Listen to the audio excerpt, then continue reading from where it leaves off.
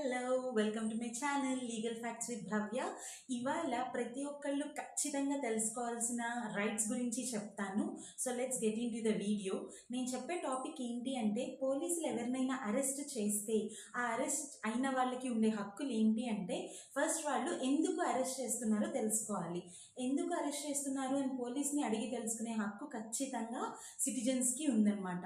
And next, arrest చేసిన తర్వాత మన అడ్వకేట్ని, మన లాయర్ని ఫోన్లో కాంటాక్ట్ అవ్వటం కానీ లేదా పిలిపించి మాట్లాడుకునే హక్కు ఖచ్చితంగా అరెస్ట్ అయిన వాళ్ళకి ఉంటుంది.